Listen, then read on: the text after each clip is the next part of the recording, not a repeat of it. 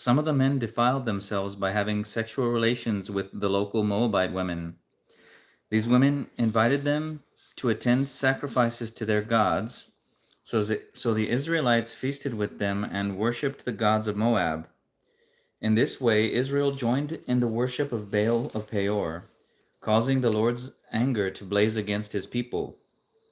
The Lord issued the following command to Moses: "Seize all the ringleaders and execute them before the Lord in broad daylight." So his fierce anger will turn away from the people of Israel.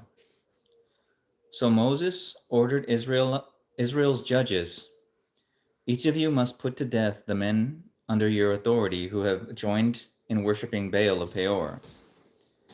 Just then one of the Israelite men brought a Midianite woman into his tent right before the eyes of Moses and all the people, as everyone was weeping at the entrance of the tabernacle. When Phinehas, son of Eleazar and grandson of Aaron, the priest, saw this, he jumped up and left the assembly. He took a spear and rushed after the man into his tent. Phinehas thrust the spear all the way through the man's body and into the woman's stomach. So the plague against the Israelites was stopped, but not before 24,000 people had died.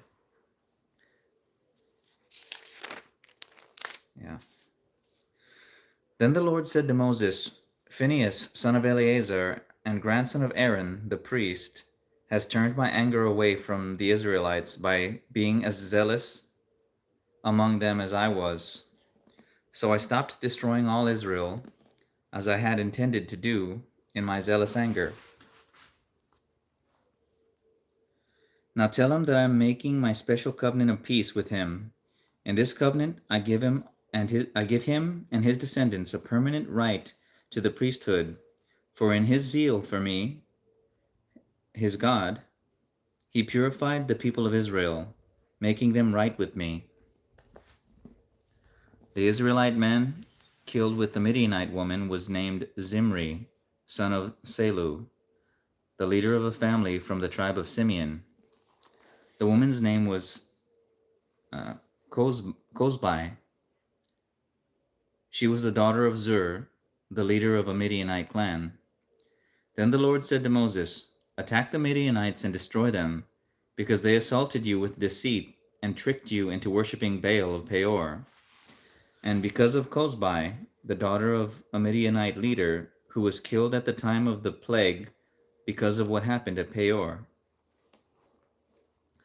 Numbers chapter 26.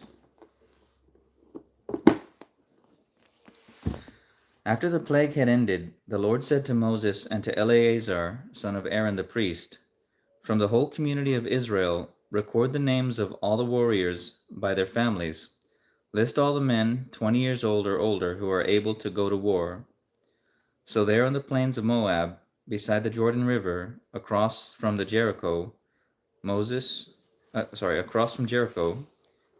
and Eleazar the priest issued these instructions to the leaders of Israel.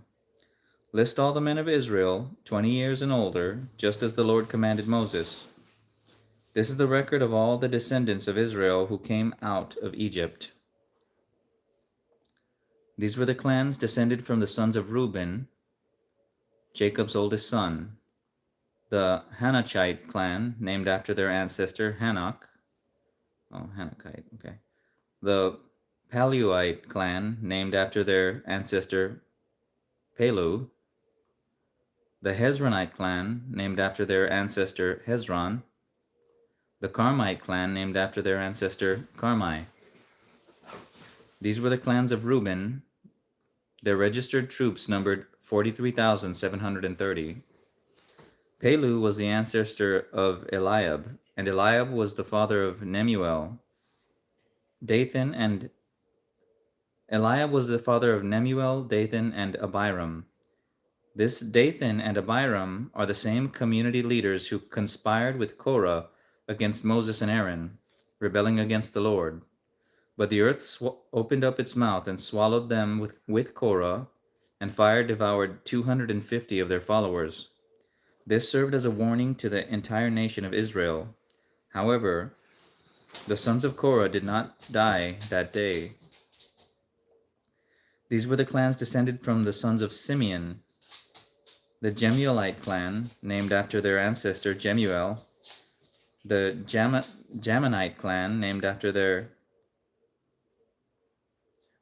ancestor Jamin, the Jachinite clan, named after their ancestor Jachin, the Zoharite clan, named after their the Zoharite clan, named after their ancestor Zohar, the Shaulite clan, named after their ancestor Shaul. The Shaulite clan, named after their ancestor Shaul. These were the clans of Simeon. Their registered troops numbered 22,200. These were the clans descended from the sons of Gad. The Zephonite clan, named after their ancestor Zephan. The Haggite clan, named after their ancestor Haggai. The Shunite clan, named after their ancestor Shunai. The Oznite clan, named after their ancestor Ozni. The Erite clan, named after their ancestor Eri. The Erodite clan, named after their ancestor Erodi. The Arelite clan, named after their ancestor Areli. These are the clans of Gad. Their registered troops numbered 40,500. Judah had two sons, Er and Onan, who had died in the land of Canaan. These were the clans descended from Judah's surviving sons. The Shelonite clan, named after their ancestor Shelah. The Perezite clan, named after their ancestor Perez. The Zerahite clan, named after their ancestor Zerah. These were the subclans descended from the Perezites. The Hezronites, named after their ancestor Hezron. The Hamulites, named after their ancestor Hamuel. These were the clans of Judah. Their registered troops numbered 76,500. These were the clans descended from the sons of Issachar. The Tolaite clan, named after their ancestor Tola. The Puite clan, named after their ancestor Pua. The Jeshubite clan, named after their ancestor Jeshub. The Shimronite clan, named after their ancestor Shimron. These were the clans of Issachar. Their registered troops numbered 64,300. These were the clans descended from the sons of Zebulun. The Seredite clan, named after their ancestor Sered.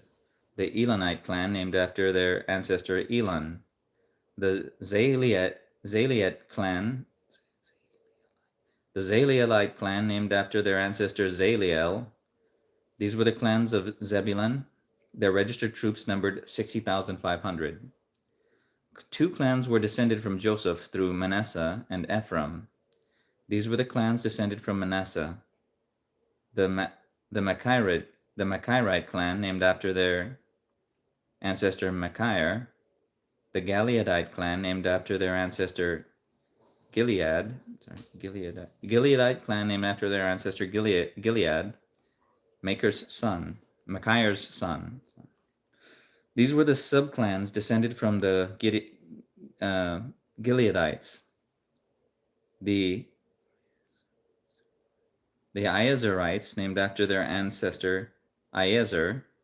The Helekites, named after their ancestor Helek.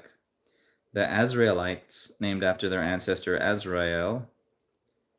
The Shechemites, named after their ancestor Shechem.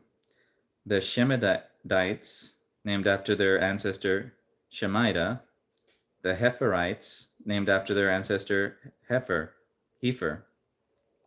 One of Hefer's descendants, Zelophehad, had no sons, but his daughters' names were Mela, Noah, Hogla, and Milcah. Milcah and Tirzah. These were the clans of Manasseh. Their registered troops numbered 52,700. These were the clans descended from the sons of Ephraim. The Shuthelahite clan, named after their ancestor Shuthelah. the Becherite clan, named after their ancestor Becher, the Tahanite clan, named after their ancestor Tahan. This was the subclan descended from the Shethelahites, the Eranites, or the Iranites, named after their ancestor Eran. These were the clans of Ephraim. Their registered troops numbered 32,500. These clans of Manasseh and Ephraim were all descendants of Joseph. These were the clans descended from the sons of Benjamin. The Belite clan, named after their ancestor Bela. The Ashbelite clan, named after their ancestor Ashbel. The Ahiramite clan, named after their ancestor Ahiram. The Shuphamite clan, named after their ancestor Shupham. The Huphamite clan, named after their ancestor Hupham. These were the subclans descended from the Belites. The Ardites, named after their ancestor Ard. The Naamites, named after their ancestor Naaman. These were the clans of Benjamin, named their registered troops numbered 45,600. These were the clans descended from the sons of Dan. The Shuhamite clan, named after their ancestor Shuham. These were the Shuhamite clans of Dan. Their registered troops numbered 64,400. These were the clans descended from the sons of Asher. The Imnite clan, named after their ancestor Imnah. The Ishvite clan, named after their ancestor Ishvi. The Berite clan, named after their ancestor Beriah. These were the subclans descended from the Berites.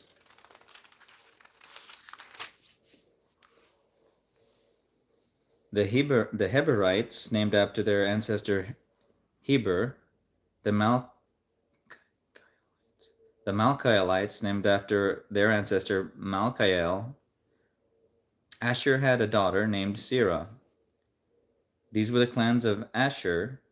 Their registered troops numbered 53,400. These were the clans descended from the sons of Naphtali.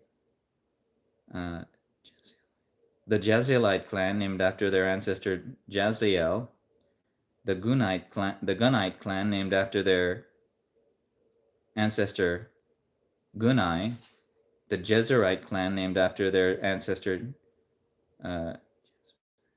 Jezer. The Shilamite clan, named after their ancestor Shilem. These were the clans of Naphtali. Their registered troops numbered 45,400. In summary, the registered troops of all Israel numbered 601,730. Then the Lord said to Moses, "Divide the land among the tribes and distribute the grants of land in proportion to the tribes' populations, as indicated by the number of names on the list. Give the larger tribes more land and the smaller tribes less land, each group receiving a grant in proportion to the size of its population. But you must assign the land by lot, and give land to each ancestral tribe according to the number of the names on the list. Each grant of land must be assigned by lot among the larger and smaller tribal groups. This is the record of the Levites who were counted according to their clans. The Gershonite clan, named after their ancestor Gershon. The Kohathite clan, named after their ancestor Kohath.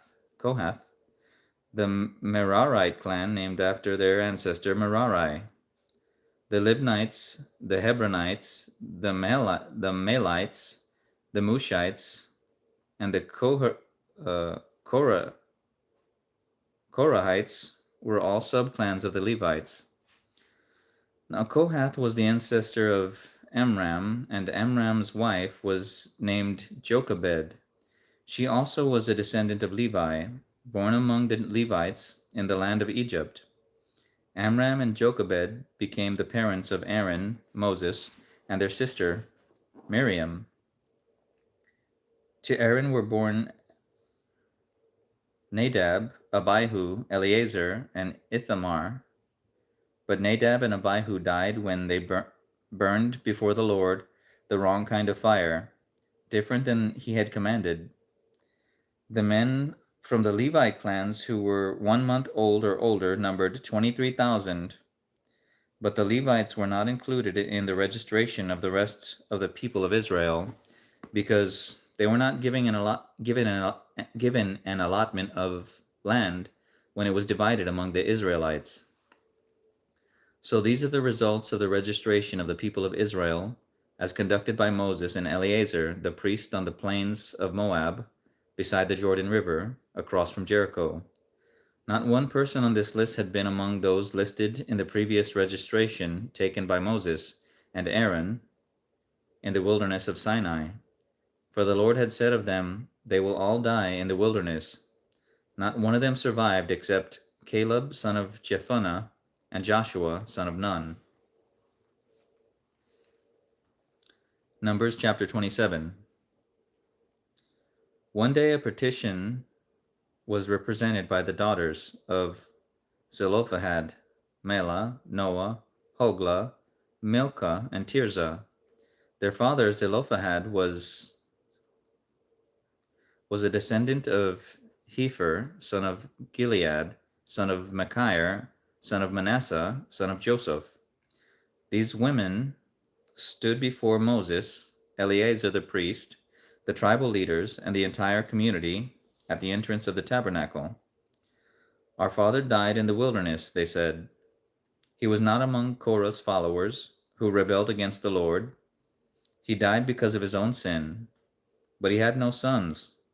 Why should the name of our father disappear from his clan just because he had no sons? Give us property along with the rest of our relatives." So Moses brought their case before the Lord, and the Lord replied to Moses, "The claim of the daughters of Zelophehad is legitimate. You must give them a grant of land along with their father's relatives. Assign them the property that would have been given to their father. And give the following instructions to the people of Israel. If a man dies and has no son, then give his inheritance to his daughters. And if he has no daughter either, transfer his inheritance to his brothers. If he has no brothers, give his inheritance to his father's brother. But if his father has no brothers, give his inheritance to the nearest relative in his clan. This is a legal requirement for the people of Israel, just as the Lord commanded Moses." One day the Lord said to Moses, "Climb one of the mountains east of the river, and look out over the land I have given the people of Israel. After you have seen it, you will die like your brother Aaron, for you both rebelled against my instructions in the wilderness of Zin. When the people of Israel rebelled, you failed to demonstrate my holiness to them at the waters. These are the waters of Meribah at Kadesh in the wilderness of Zin."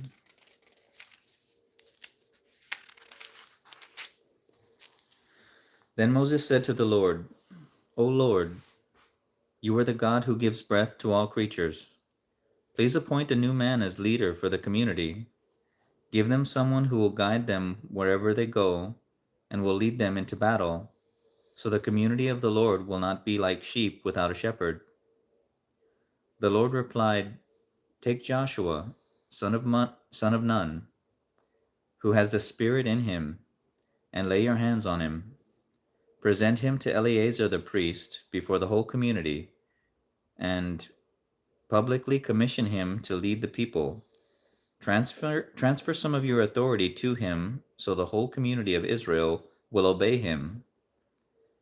When direction from the Lord is needed, Joshua will stand before Eleazar the priest, who will use the Urim, one of the sacred lots cast before the Lord, to determine his will.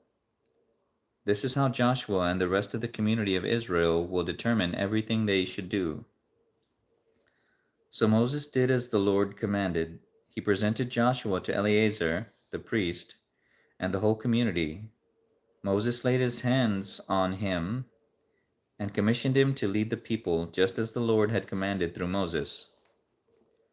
Numbers chapter 28. The Lord said to Moses, "Give these instructions to the people of Israel. The offerings you present as a special gift are my pleasing aroma to me." are a pleasing aroma to me. They are my food. See to it that they are brought at the appointed times and offered according to my instructions. Say to the people, this is the special gift you must present to the Lord as your daily burnt offering. You must offer 2 one-year-old male lambs with no defects. Sacrifice 1 lamb in the morning and the other in the evening.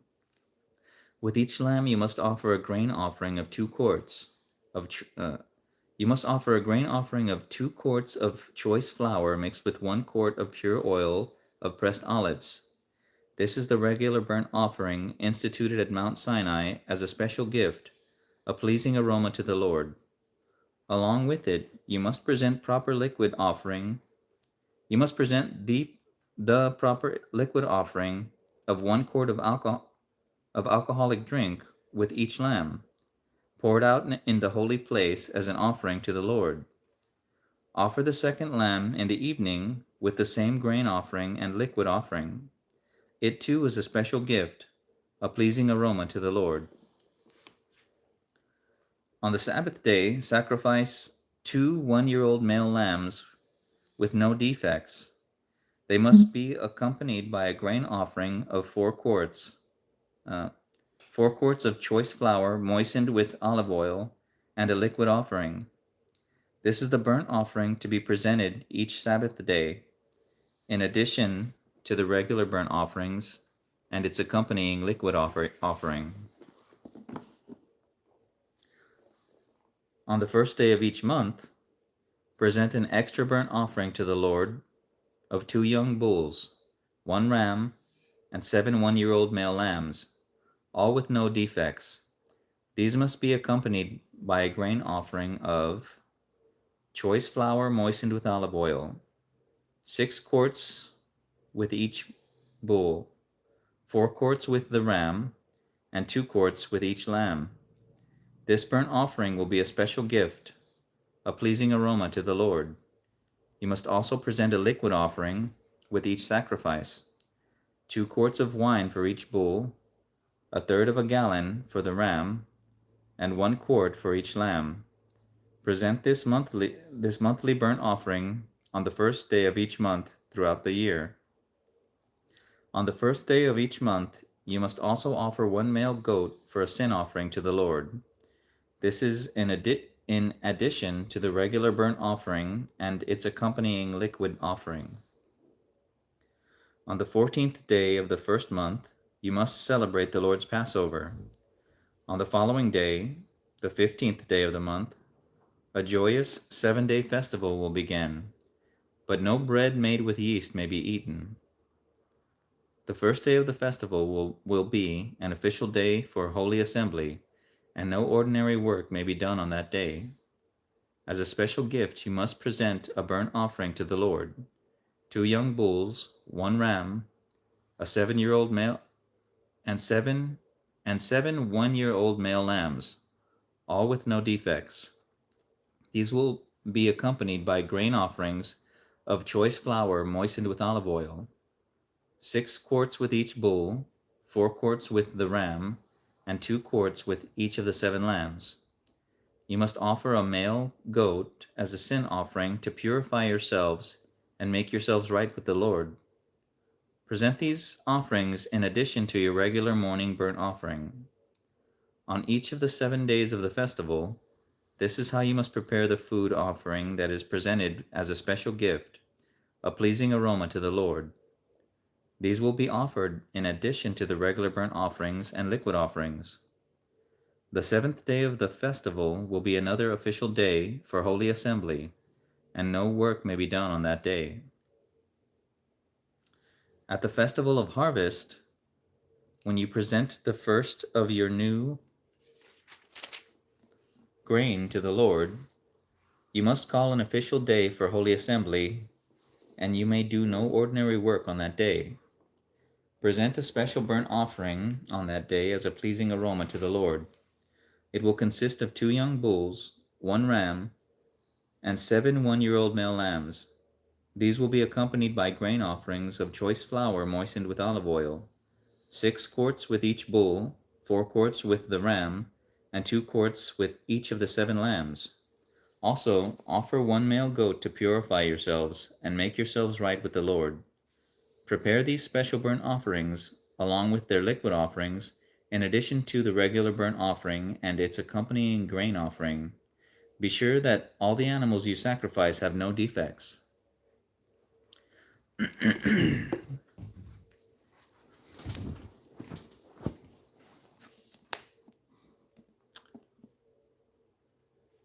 Numbers chapter 29.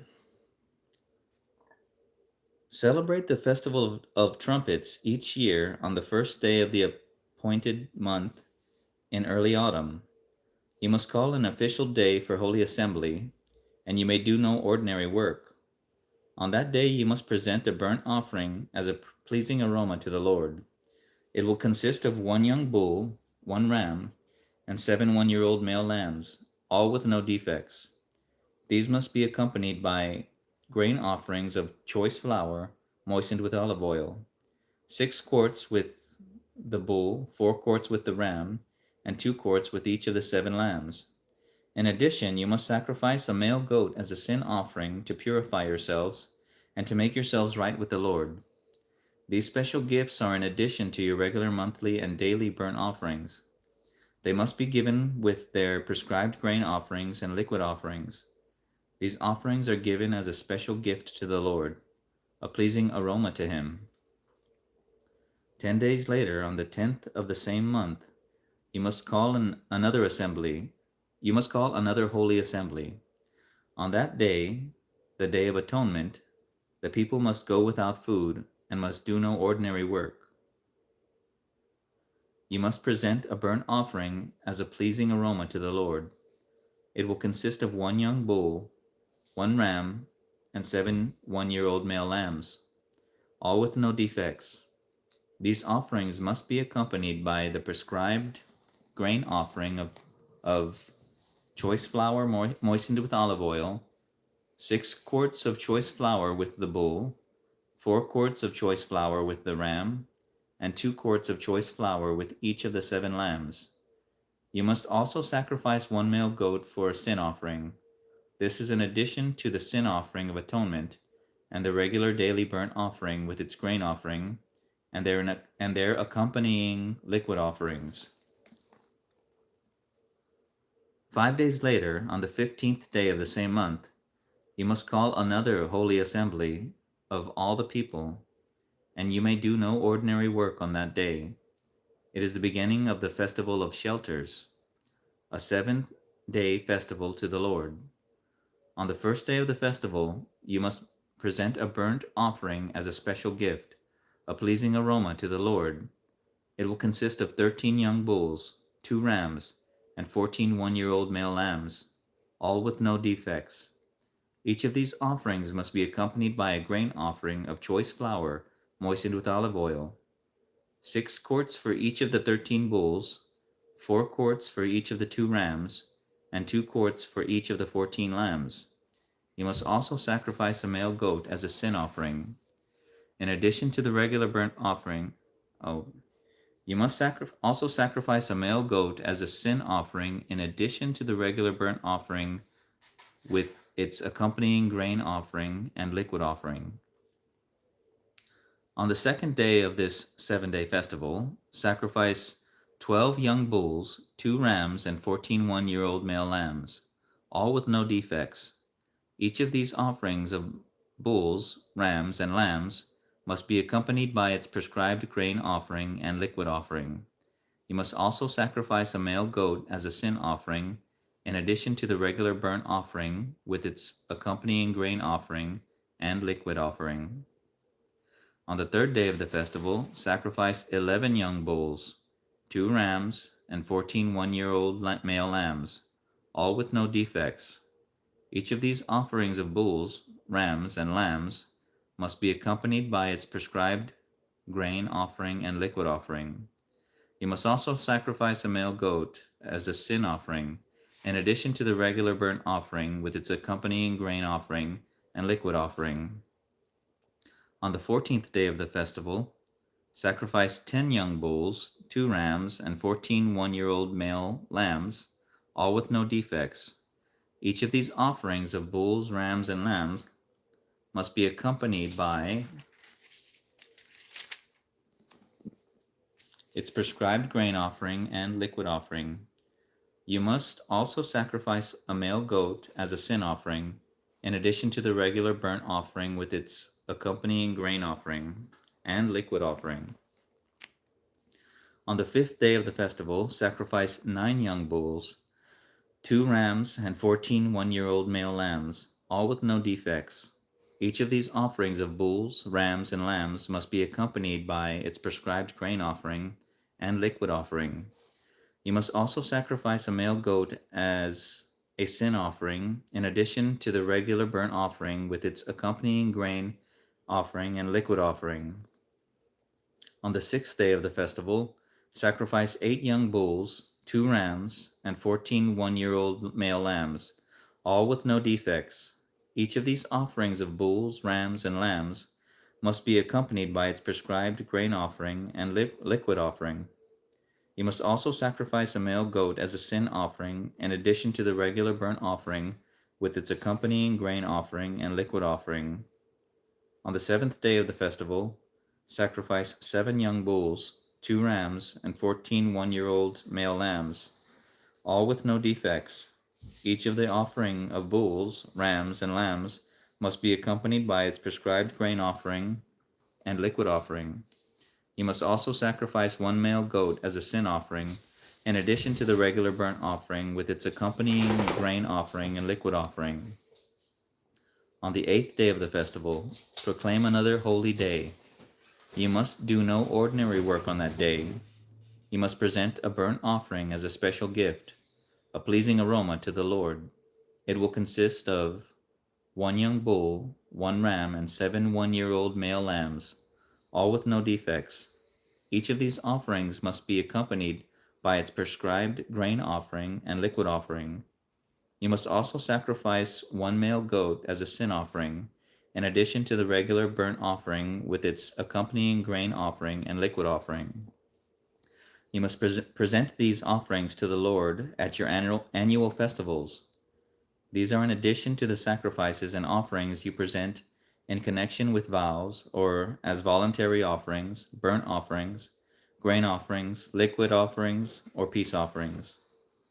So Moses gave all of these instructions to the people of Israel as the Lord had commanded him. Numbers chapter 30. Then Moses summoned the leaders of the tribes of Israel and told them, "This is what the Lord has commanded. A man who makes a vow to the Lord or makes a pledge under oath must never break it. He must do exactly what he said he would do. If a young woman makes a vow to the Lord or a pledge under oath while she is still living at her father's home, and her father hears of the vow or pledge and does not object to it, then all her vows and pledges will stand. But if her father refuses to let her fulfill the vow or pledge on the day he hears of it, then all her vows and pledges will become invalid. The Lord will forgive her because her father would not let her fulfill them." Now suppose a young woman makes a vow or binds herself with an impulsive pledge and later marries. If her husband learns of her vow or pledge and does not object on the day he hears of it, her vows and pledges will stand. But if her husband refuses to accept her vow or impulsive pledge on the day he hears of it, he nullifies her commitment, and the Lord will forgive her. If, however, a woman is widowed or is divorced, she must fulfill all her vows and pledges.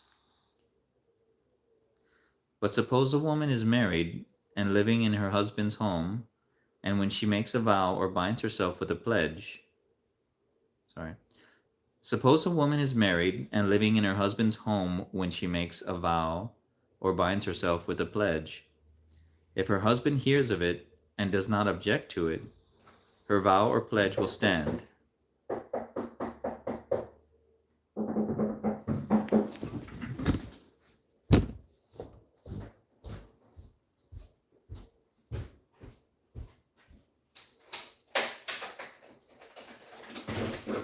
How'd you come to the back door? I just want to check out the birds.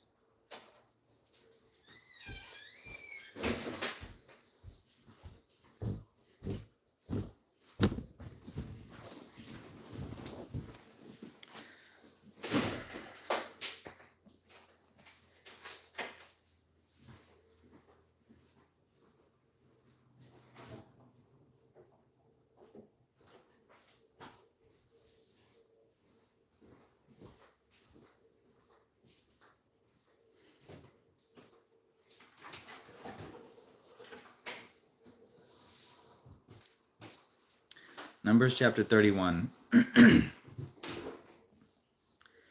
the Lord said to Moses, on behalf of the people of Israel, take revenge on the Midianites for leading them into idolatry.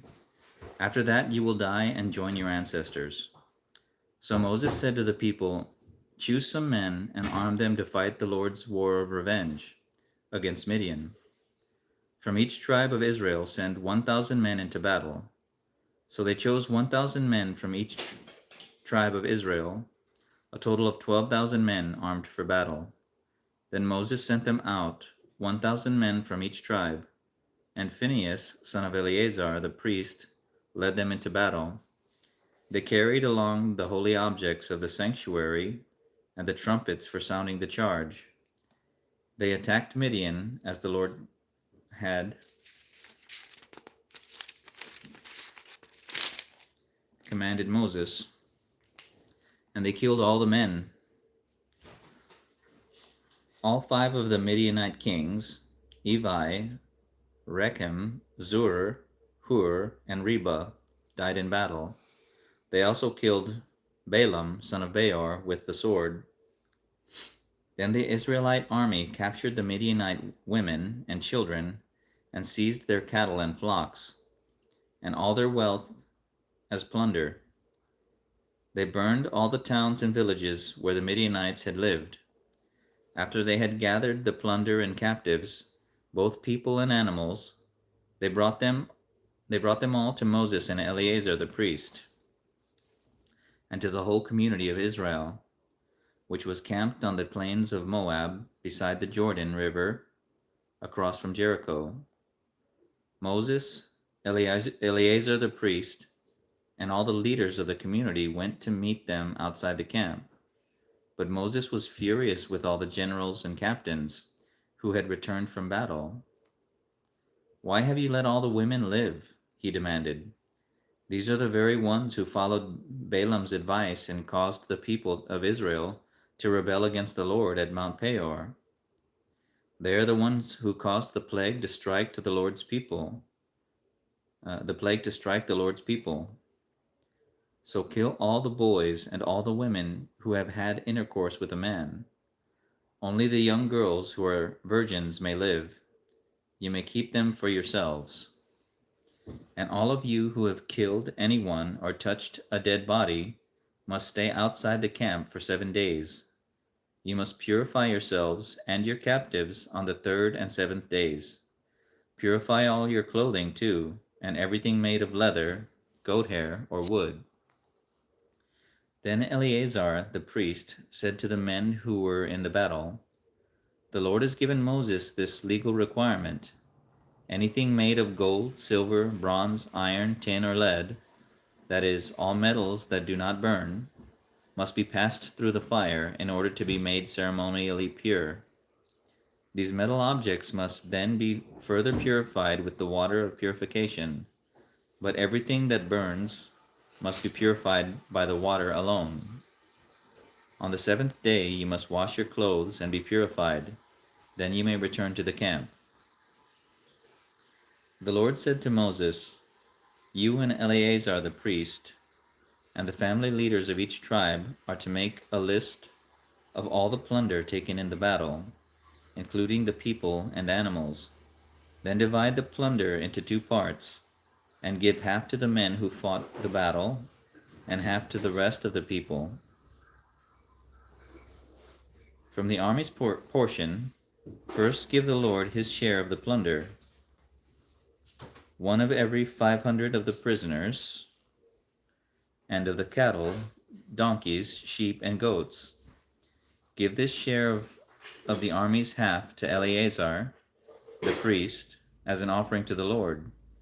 From the half that belongs to the people of Israel, take 1 of every 50 of the prisoners, and of the cattle, donkeys, sheep, goats, and other animals.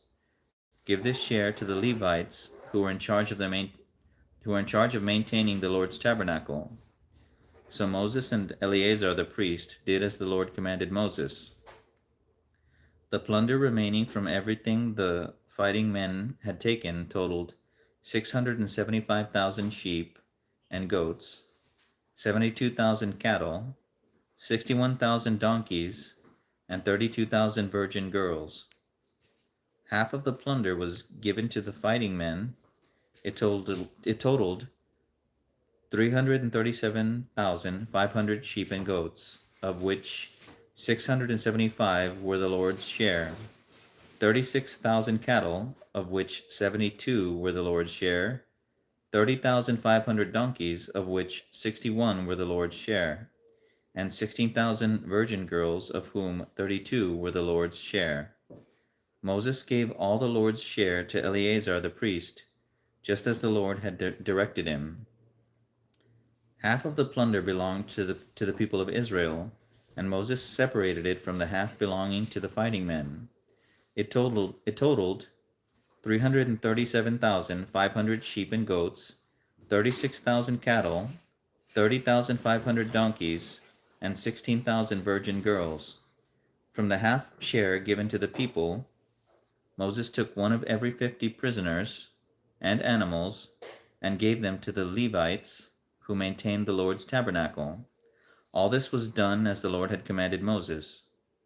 Then all the generals and captains came to Moses and said, "We, your servants, have accounted for all the men who were out to battle under our command. Not one of us is missing. So we are presenting items of gold we captured as an offering to the Lord from our share of the plunder. Armbands, bracelets, rings, earrings, and necklaces. This will purify our lives before the Lord and make us right with him." So Moses and Eleazar the priest received the gold from all the military commanders, all kinds of jewelry and crafted objects. In all, the gold that the generals and captains presented as a gift to the Lord weighed about 420 pounds. All the fighting men had taken some of the plunder for themselves. So Moses and Eleazar the priest accepted the gifts from the generals and captains and brought the gold to the tabernacle as a reminder to the Lord that the people of Israel belonged to him. The tribes of Reuben and Gad, Numbers chapter 32. The tribes of Reuben and Gad owned vast numbers of livestock.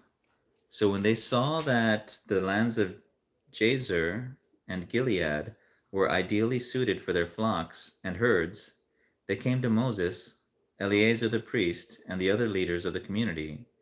They said, "Notice the towns of Ataroth, Dibon, Jazer, Nimrah, Heshbon, Elealeh, Sibmah, Nebo, and Beon. The Lord has conquered this whole area for the community of Israel, and it is ideally suited for all our livestock. If we have found favor with you, please let us have this land as our property instead of giving us land across the Jordan River." "Do you intend to stay here while your brothers go across and do all the fighting?" Moses asked the men of Gad and Reuben. "Why do you want to discourage the rest of the people of Israel from going across the land the Lord has given them? From going across to the land the Lord has given them. Your ancestors did the same thing when I sent them from Kadesh Barnea to explore the land. After they went up to the valley of Eshcol and explored the land, they discouraged the people of Israel from entering the land the Lord was giving them. Then the Lord was very angry with them, and he vowed, 'Of all those I rescued from Egypt, no one who is 20 years old or older will ever see the land I swore to give to Abraham, Isaac, and Jacob, for they have not obeyed me wholeheartedly.' The only exceptions are Caleb, the son of Jephunneh, the Kenizzite, and Joshua, the son of Nun, for they have wholeheartedly followed the Lord. The Lord was angry with Israel and made them wander in the wilderness for 40 years, until the entire generation that sinned in the Lord's sight had died. But here you are, a brood of sinners, doing exactly the same thing. You are making the Lord even angrier with Israel. If you turn away from him like this, and he abandons them again in the wilderness, you will be responsible for destroying this entire nation." But they approached Moses and said, "We simply want to build pens for our livestock and fortified towns for our wives and children. Then we will arm ourselves and lead our fellow Israelites into battle until we have brought them safely to their land. Meanwhile, our families will stay in the fortified towns we build here, so they will be safe from any attacks by the local people. We will not return to our homes until all the people of Israel have received their portions of the land. But we do not claim any of the land on the other side of the Jordan. We would rather live here on the east side and accept this as our grant of land." Then Moses said, "If you keep your word and arm yourselves for the Lord's battles, and if your troops cross the Jordan and keep fighting until the Lord has driven out his enemies, then you may return with the Lord when the Lord has conquered the land. You will have fulfilled your duty to the Lord and to the rest of the people of Israel, and the land on the east side of the Jordan will be your property from the Lord. But if you fail to keep your word, then you will have sinned against the Lord, and you may be sure that your sin will find you out. Go ahead and build your towns for your families and pens for your flocks, but do everything you have promised." Then the men of Gad and Reuben replied, "We, your servants, will follow your instructions exactly. Our children, wives, flocks, and cattle will stay here in the towns of Gilead, but all who are able to bear arms will cross over to fight for the Lord, just as you have said." So Moses gave orders to Eleazar the priest, Joshua son of Nun, and the leaders of the clans of Israel. He said, "The men of Gad and Reuben who are armed for battle must cross the Jordan with you to fight for the Lord. If they do, give them the land of Gilead as their property when the land is conquered. But if they refuse to arm themselves to cross over with you, then they must accept land when the rest of you and the uh, but if they refuse to arm themselves and cross over with you, then they must accept land with the rest of you in the land of Canaan." The tribes of Gad and Reuben said again, "We are your servants, and we will do as the Lord has commanded. We will cross the Jordan into Canaan fully armed to fight for the Lord, but our property will be here on this side of the Jordan." So Moses assigned the land to the tribes of Gad, Reuben, and half the tribe of Manasseh, son of Joseph. He gave them the territory of King Sihon of the Amorites and the land of King Og of Bashan, the whole land with its cities and surrounding lands. The descendants of Gad built the towns of Dibon, Ataroth, Aroer, Atroth-Shophan, Jazer, Jogbeah, Beth Nimrah, and Beth Haran. These were all fortified towns with pens for their flocks. The descendants of Reuben built the towns of Heshbon, Elealeh, Kiriathim, Nebo, Baal-Meon, and Sibmah. They changed the names of some of the towns they conquered and rebuilt.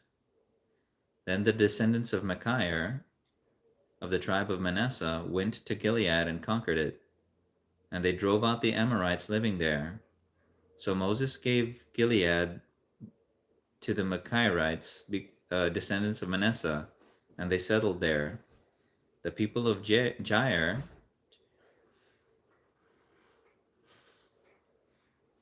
the people of Jair, another clan of the tribe of Manasseh, captured many of the towns in Gilead and changed the name of that region to the towns of Jair. Meanwhile, a man named Noba captured the town of Kenath and its surrounding villages, and he renamed that area Noba after himself.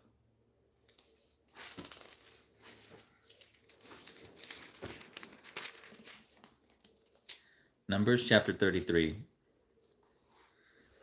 This is the route The Israelites followed as they marched out of Egypt under the leadership of Moses and Aaron. At the Lord's direction, Moses kept a written record of their progress. These are the stages of their march, identified by the different places where they stopped along the way. They set out from the city of Ramses in early spring on the 15th day of the first month, on the morning after the first Passover celebration. The people of Israel left defiantly.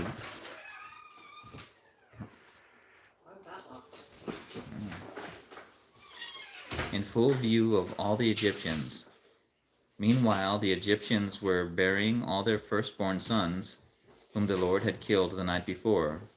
The Lord had defeated the gods of Egypt that night with great acts of judgment. After leaving Ramses, the Israelites set up camp at Succoth. Then they left Succoth and camped at Etham on the edge of the wilderness. They left Etham and turned back toward Pi-hahiroth, opposite Baal-zephon, and camped near Migdol.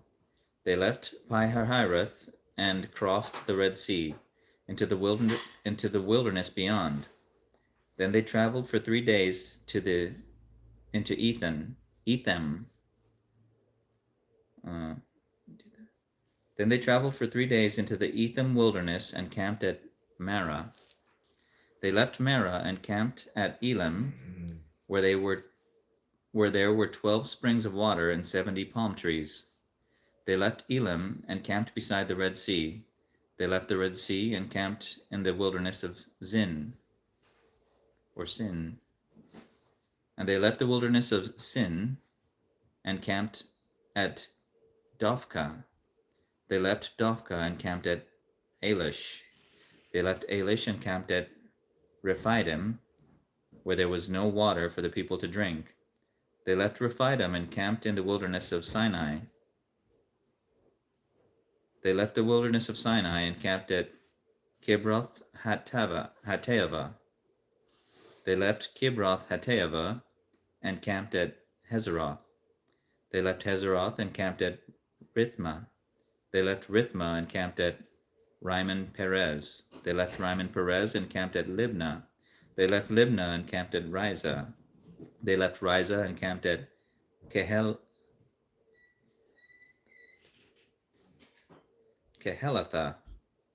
They left Kehelatha and camped at Mount Shepher.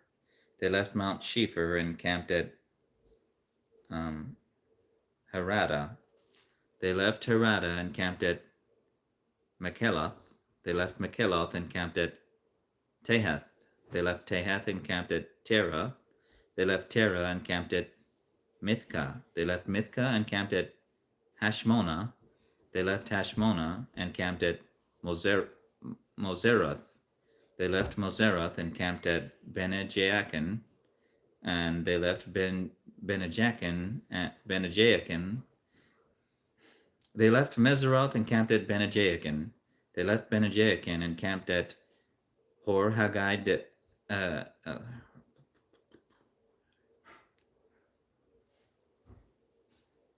They left Bene-Jaakan and camped at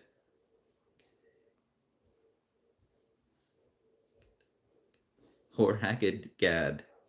They left Hor-Haggidgad and camped at Jotbatha. They left Jotbatha and camped at Ebrona. They left Ebrona and camped at Ezion-Geber. They left Ezion-Geber and camped at Kadesh in the wilderness of Zin. They left Kadesh and camped at Mount Hor at the border of Edom. While they were at the foot of Mount Hor, Aaron the priest was directed by the Lord to go up the mountain, and there he died. This happened in midsummer, on the first day of the 5th month of the 14th year after Israel's departure from Egypt. Aaron was 123 years old when he died there on Mount Hor. At that time the Canaanite king of Arad, who lived in Negev, in the land of Canaan, heard that the people of Israel were approaching his land.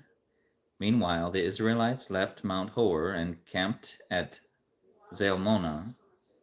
They left Zalmonah and camped at Punan. They left Punan and camped at Oboth. They left Oboth and camped at Ai-Abarim on the border of Moab. They left Ai-Abarim and camped at Dibon Gad. They left Dibon Gad and camped at Almon Diblathem. They left Almon Diblathem and camped in the mountains east of the river, near Mount Nebo. They left the mountains east of the river and camped on the plains of Moab, beside the Jordan River, across the Jericho. Along the Jordan River they camped from Beth Jeshimoth as far as the meadows of Acacia and the plains of Moab. While they were camped near the Jordan River on the plains of Moab, opposite Jericho, the Lord said to Moses, "Give the following instructions to the people of Israel when you cross the Jordan River into the land of Canaan.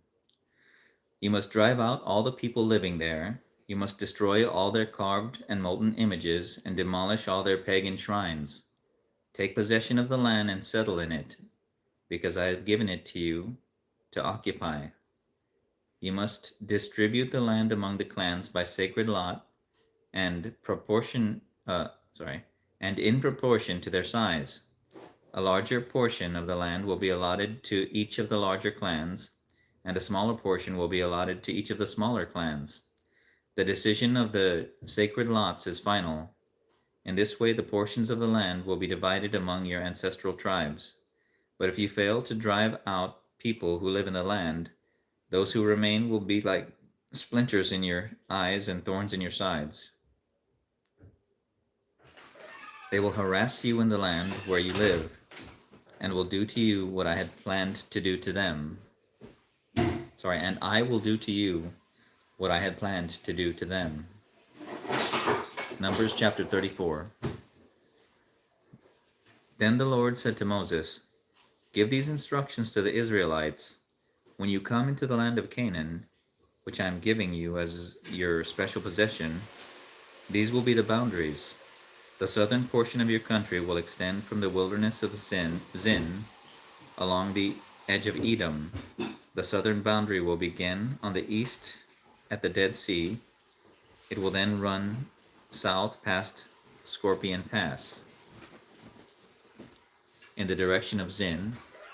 Its southernmost point will be Kadesh Barnea, from which it will go to Hazaradar and on to Asman.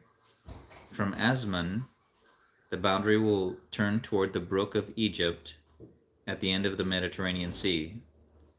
Your western boundary will be the coastline of the Mediterranean Sea. Your northern boundary will begin at the Mediterranean Sea and run east to Mount Hor, then to Lebo Hamath, and on through Zedad and Ziphron to Hazarenan. This will be your northern boundary. The eastern boundary will start at Hazarenan and run south to Shephem, then down to Riblah on the east side of Ain. From there, the boundary will run down along the east edge of the Sea of Galilee, then along the Jordan River to the Dead Sea. These are the boundaries of your land." Then Moses told the Israelites, "This territory is the homeland you are to divide among yourselves by sacred lot. The Lord has commanded that the land be divided among the 9.5 remaining tribes. The families of the tribes of Reuben, Gad, and half the tribe of Manasseh have already received their grants of land on the east side of the Jordan River, across from Jericho toward the sunrise." And the Lord said to Moses, "Eleazar the priest and Joshua son of Nun are the men designated to divide the grants of land among the people. And enlist one leader from each tribe to help them with the task. These are the tribes and the names of their leaders. From Judah, Caleb, son of Jephunneh. For Simeon, Shemuel, son of Ammihud. From Benjamin, Eladad, son of Kislon. From Dan, Bukai, son of Joglai. From Manasseh, son of Joseph, Haniel, son of Ephod. From Ephron, son of Joseph, Kemuel, son of Shifton. From Zebulun, Elizaphan, son of Parnak. From Issachar, Paltael, son of Azan. From Asher, Ahiad, son of Shalomai. From Naphtali, Pedahel, son of Ammihud. These are the men the Lord has appointed to divide the grants of land in Canaan among the Israelites.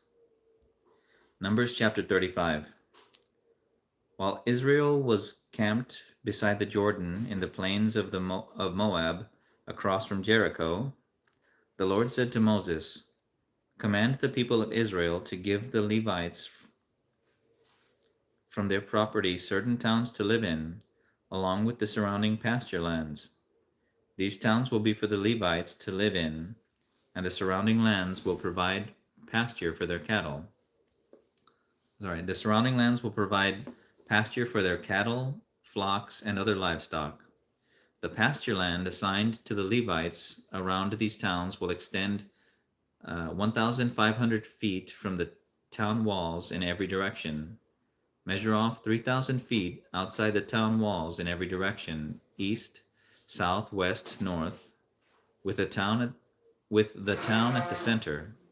This area will serve as the larger pasture land for the towns.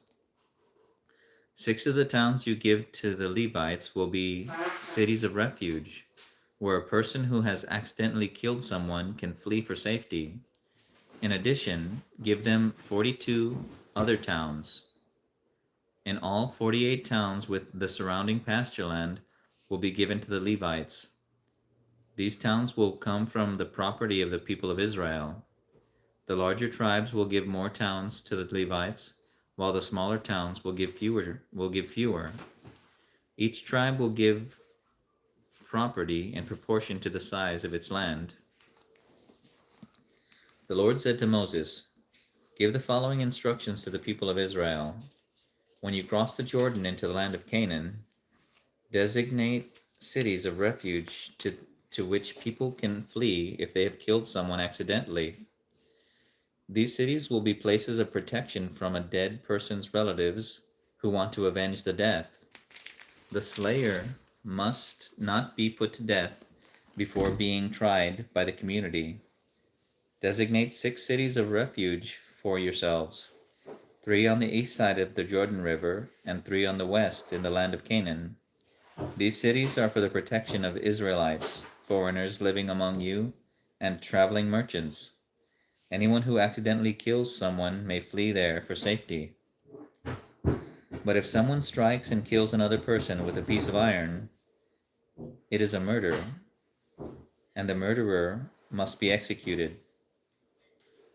Or if someone with a stone in his hand strikes and kills another person, it is a murder, and the murderer must be put to death. Or if someone strikes and kills another person with a wooden object, it is a murder, and the murderer must be put to death. The victim's nearest relative is responsible for putting the murderer to death. When they meet, the avenger must put the murderer to death. If someone hates another person and waits in ambush, then pushes him or throws something at him and he dies, it is a murder. Or if someone hates another person and hits him with a fist and he dies, it is a murder. In such cases, the avenger must put the murderer to death when they meet. But suppose someone pushes another person without having shown previous hostility, or throws something that unintentionally hits another person, or accidentally drops a huge stone on someone, though they were not enemies, and the person dies. If this should happen, the community must follow these regulations in making a judgment between the slayer and the avenger, the victim's nearest relative. So, if this, let me read that again. If this should happen, the community must follow these regulations in making a judgment between the slayer and the avenger, the victim's nearest relative. The community must protect the slayer from the avenger and must escort the slayer back to live in the city of refuge to which he fled. There he must remain until the death of the high priest, who was anointed with the sacred oil. If the slayer ever leaves the limits of the city of refuge, and the avenger finds him outside the city and kills him, it will not be considered murder. The slayer should have stayed inside the city of refuge until the death of the high priest. But after the death of the high priest, the slayer may return to his own property. These are legal requirements for you to observe from generation to generation, wherever you may live. All murderers must be put to death, but only if evidence is presented by more than one witness. No one may be put to death on testimony of only one witness. Also, you must never accept a ransom payment for the life of someone judged guilty of murder and subject to execution. Murderers must always be put to death, and never accept a ransom payment for someone who has fled to a city of refuge, allowing a slayer to return to his property before the death of the high priest. This will ensure that the land where you live will not be polluted, for murder pollutes the land, and no sacrifice except the execution of the murderer can purify the land from murder. You must not defile the land where you live, for I live there myself. I am the Lord, who lives among the people of Israel. Then the heads of the clans of Gilead, descendants of Machir, son of Manasseh, son of Joseph, came to Moses and the family leaders of Israel with a petition. They said, "Sir, the Lord instructed you to divide the land by sacred lot among the people of Israel. You were told by the Lord to give the grant of land owned by our brother Zelophehad to his daughters. But if they marry men from other tribes, their grants of land will go with them to the tribe into which they marry. In this way, the total area of our tribal land will be reduced. Then when the year of Jubilee comes, their portion of land will be added to that of the new tribe, causing it to be lost forever to our ancestors, to our ancestral tribe." So Moses gave the Israelites this command from the Lord. The claim of the men of the tribe of Joseph is legitimate. This is what the Lord commands concerning the daughters of Zelophehad. Let them marry anyone they like, as long as it is within their own ancestral tribe. None of the territorial land may pass from tribe to tribe, for all the land given to each tribe must remain within the tribe to which it was first allotted. The daughters throughout the tribes of Israel who are in line to inherit property must marry within their tribe, so that all the Israelites will keep their ancestral property. No grant of land may pass from one tribe to another. Each tribe of Israel must keep its allotted portion of land. The daughters of Zelophehad did as the Lord commanded Moses. Mela, Tirzah, Hoglah, Milcah, and Noah, all married cousins of their father on their father's side. They married into the clans of Manasseh, son of Joseph. Thus, their inheritance of land remained within their ancestral tribe. These are the commands and regulations that the Lord gave to the people of Israel through Moses while they were camped on the plains of Moab beside the Jordan River across from Jericho.